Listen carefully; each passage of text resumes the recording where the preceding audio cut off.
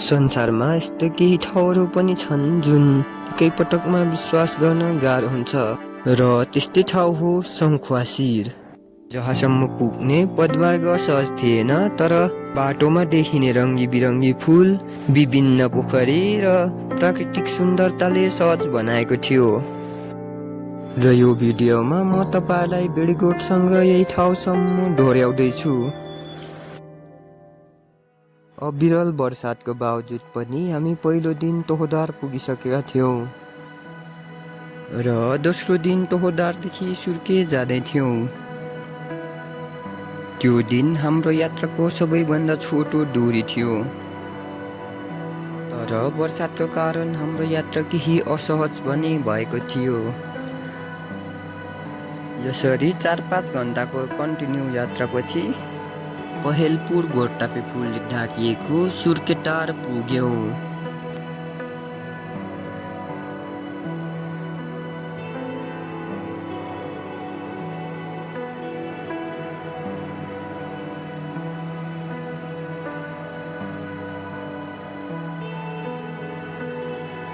र बिखबारीमा बेडा लिन केही तल झर्यौँ।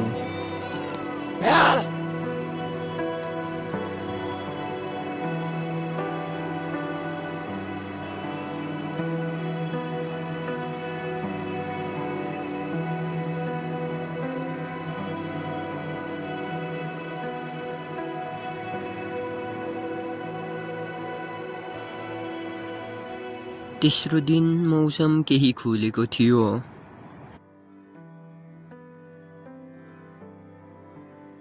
अहिले चाहिँ हामी सुर्केमा छौँ। सुर्के आएको 2 दिन भइसक्यो। यहाँनिर हाम्रो बास। अहिलेको मौसम चाहिँ यस्तो खुलेको छ है, पुरा खुलिरहेछ। आज हामी जानुपर्ने चाहिँ यता माथि डाँडा कटेर डोरे जानुपर्ने। त्यो दिन बिहानै खाना खाएर हामी बाटो लाग्यौँ। मौसम पुरा खुलेको थिएन, तर पानी पनि परेको थिएन। त्यो दिनको हाम्रो यात्रा चिमाल, पर्लिङ्गा र सुनपाटी बीचको बाटो हुँदै थियो। म र रविधन अगाडि जाँदै थियो भने पछि पछि भेडाहरू हतारिँदै आउँदै थिए। हामी जति जति अगाडि बढ्दै थियौँ त्यति नै पर्लिङ्गा र चिमालहरू कम हुँदै गएको थियो। हाम्रो यात्राको 4-5 घन्टामा हामी यति उचाइमा पुगिसकेका थियौँ कि जहाँ देखि वरपर भुकी र ठुल्ठुला चट्टानहरू बाहेक केही देखिँदैन थियो। यसरी कन्टिन्यू यात्रापछि हामी कुहिरोको अँध्यारोभित्र समुद्री सतहदेखि 4333 मिटरमा रहेको डोरे पुग्यौँ। जब उज्यालो भयो हामी मुलापाटे फुलै फुलको बिचमा थियौँ, जहाँ भुइँमा मुलापाटे फुल फुलेको थियो भने वरपर ठुल्ठुला चट्टानका डाँडाहरू थिए।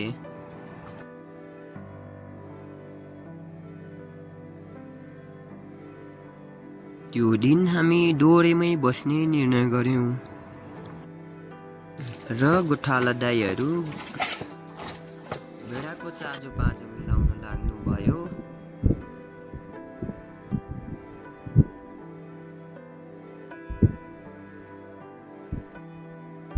र म भने केही तल डाँडासम्म डोरेलाई अवलोकन गर्न निस्किए।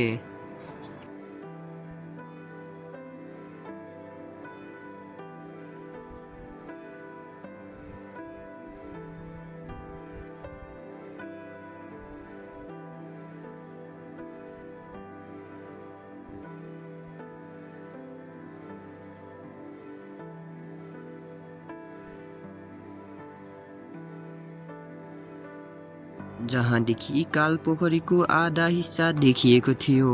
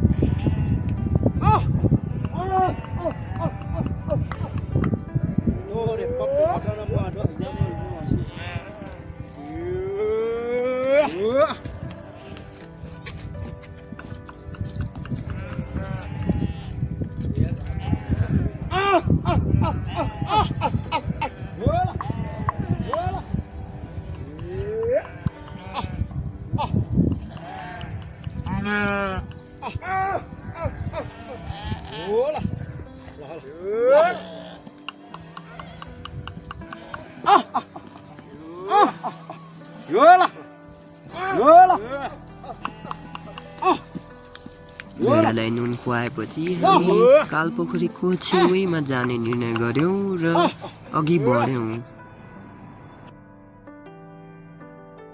र हामी केही छिनमै कालपोखरी छेउमा पुग्यौं। अहिले चाहिँ म दोरे भन्ने ठाउँको यो कालपोखरी छेउमा छु। कालपोखरी समुद्र सतहदेखि 4000 मिटर भन्दा अग्लो उचाइमा रहेको एउटा सुन्दर पोखरी हो। यो पोखरीमा पहिले सत्ययुगमा राक्षस बसेको र त्यो राक्षसले भेडारो खाएपछि लामाले सातो र चट्याङ खसाएर फोडेको भन्ने कथाहरू छन्।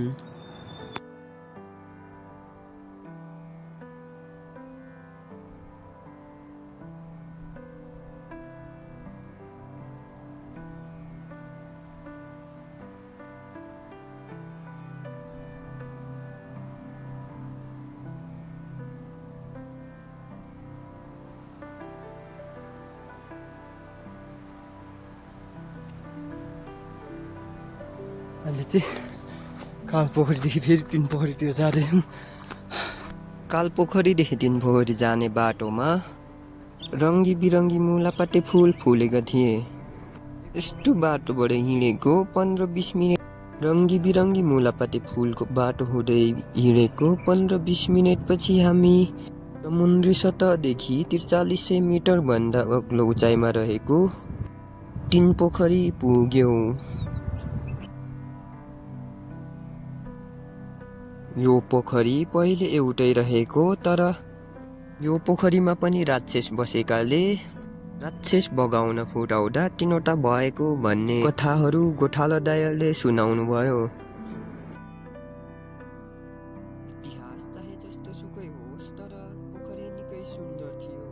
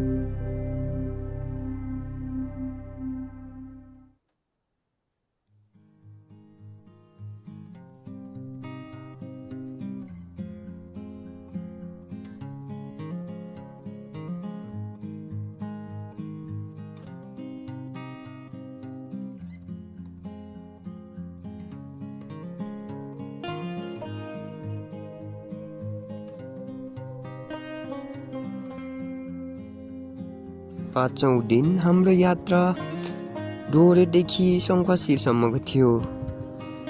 मौसम त्यो दिन मजाले खुलेको थियो। त्यो दिन हाम्रो यात्रा सबैभन्दा अप्ठ्यारो थियो, किनभने यो यात्राकै सबैभन्दा हाई अल्टिट्युड 4603 मिटर क्रस गरेर फेरि लगभग 3500 मिटरसम्म तल झर्नुपर्ने थियो। तर पानी नपरेका कारण सहजै पार गरियो र चट्टाने बाटो हुँदै ओह्रालो झर्यौं र चिमाल पर्लिङ्गा गाडी हुँदै चिरोटार र चिरोटारदेखि गोरटापे हुँदै ठुलो टार पुग्यौं। हामी पुग्दा मौसम पटक्कै खुलेको थिएन, तर जब भोलि बिहान भयो हाम्रो अगाडि सङ्खुवा सभाको स्थान सङ्खुवा चुली उभिएको थियो। यहाँको हिउँ बिलिएर सङ्खुवा खोलाको उत्पत्ति हुन्छ।